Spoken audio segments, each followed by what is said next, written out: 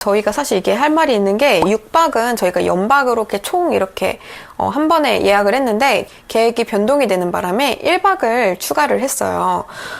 그랬을 때 연박에 할인이 들어가지 않기 때문에 50만 원 정도였나?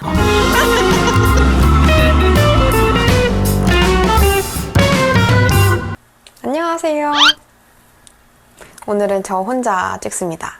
7일에 스위스 여행, 3일에 로마, 이태리 여행 이렇게 다녀왔는데 저희가 신혼여행으로 비록 다녀오기는 했지만 뭐 호텔을 간다던가 그런 여행이 아니라 스위스 자체의 물가가 너무 비싸기 때문에 좀 이렇게 아끼자 이런 취지에서 약간 좀 이렇게 절약 아닌 절약을 하는 그런 이제 여행자 컨셉으로 다녀왔고요.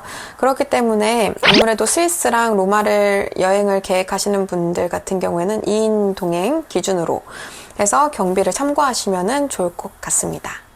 그래서 지금부터는 전체적인 예산이랑 스위스랑 이태리 두 국가를 방문을 하면서 뭐 여행에 대한 코멘트라던가 좋았던 점, 뭐 아쉬웠던 점, 뭐 느낀 점 및 꿀팁을 같이 공유를 드리려고 합니다.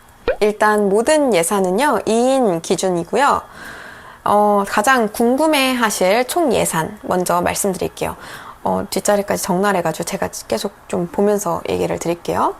예산은 1211만 3,887원입니다. 좀 뭔가 많은가 싶기도 하고 그런데요. 한번 제가 말씀을 드릴게요. 일단 항공편이라든지 교통비에 대한 항공이 거의 가장 큰 부분으로 있기 때문에 따로 좀 얘기를 드릴 건데요. 인천에서 취일이 가는 거 요거 같은 경우는 1회 경유를 했고 169만 4,800원이 나왔고요. 그 다음에 취리에서 로마 가는 거 저희는 이때는 항공을 또 이용을 했습니다. 이때는 73만 3,860원 그리고 로마에서 인천 가는 비행기 같은 경우는 항공 같은 경우는 그냥 직항으로 가는 아시아나를 저희가 이전에 예매를 했고 이거는 247만 9,800원이 나왔어요. 그 외에 스위스패스 8일 정도 그리고 로마 택시 왕복 2번을 이용을 포함해가지고 총 622만 3,314원이 나왔습니다.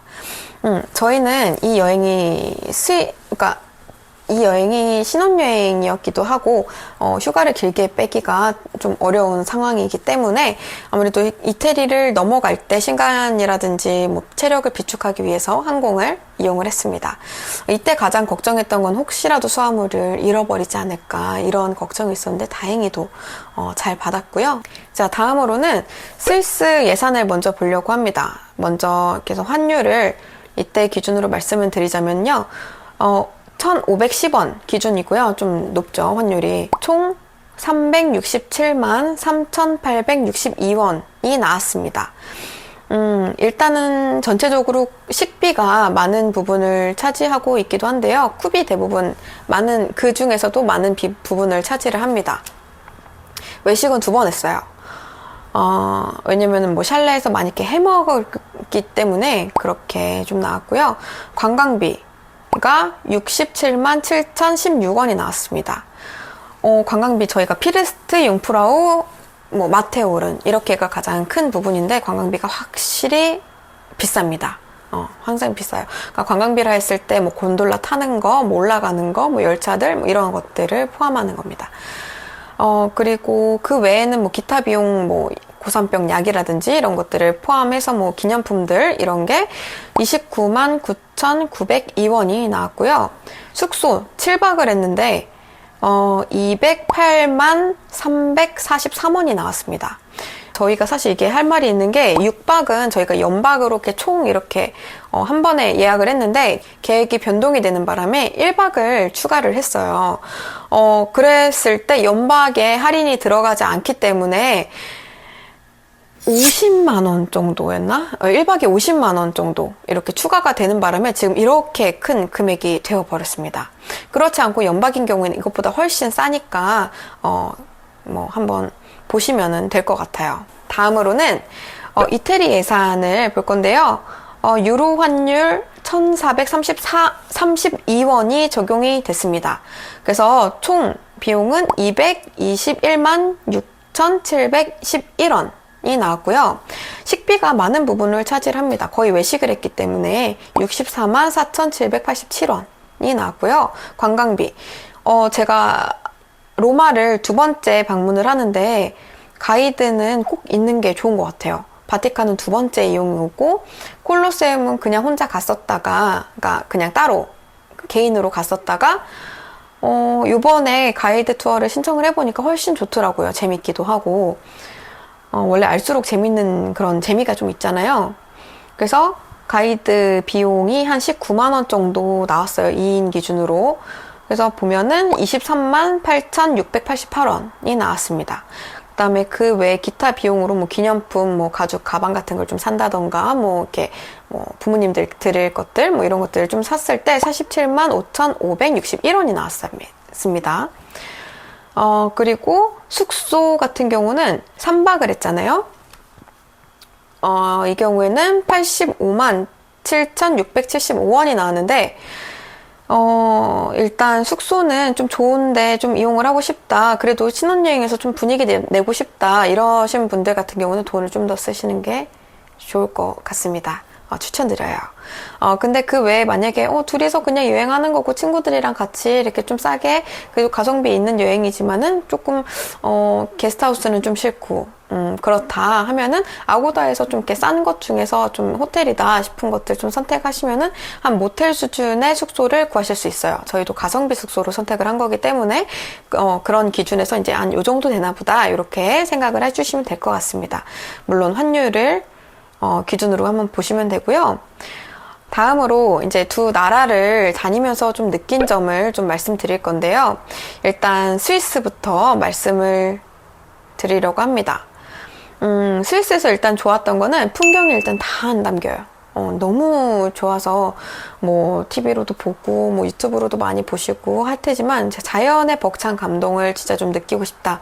스위스 많이 추천드립니다.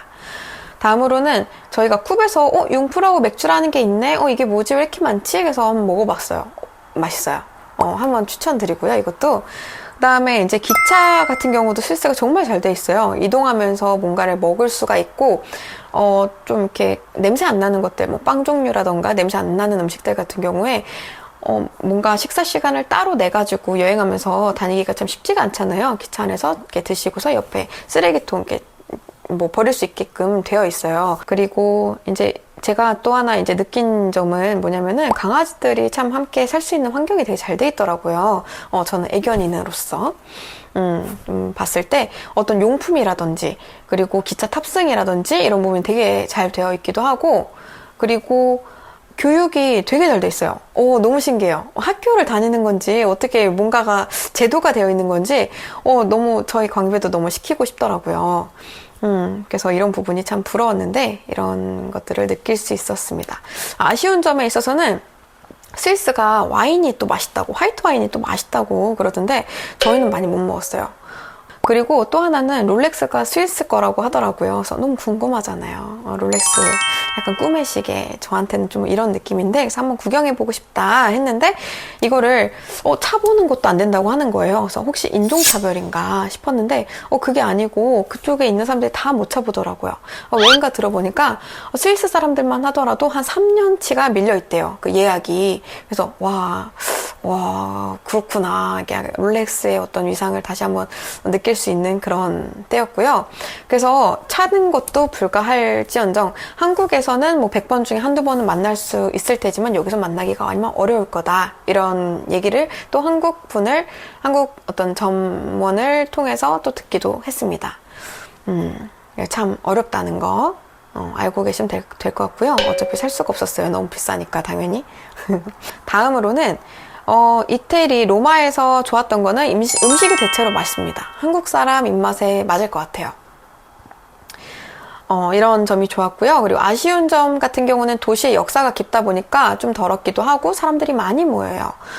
그래서 좀 많이 복잡하고 좀 약간 좀 여유롭게 좀 유럽 여행을 하고 싶다. 그랬을 때는 이곳은 조금 비춥니다. 그리고 사람이 많다 보니까 아무래도 인터넷이라든지 데이터, 뭐 와이파이 포함해서 모든 게 좀 다 느리고 좀 덜 안 터지는 것 같아요. 이거를 좀 알고 가시면은 도움이 될 것 같습니다.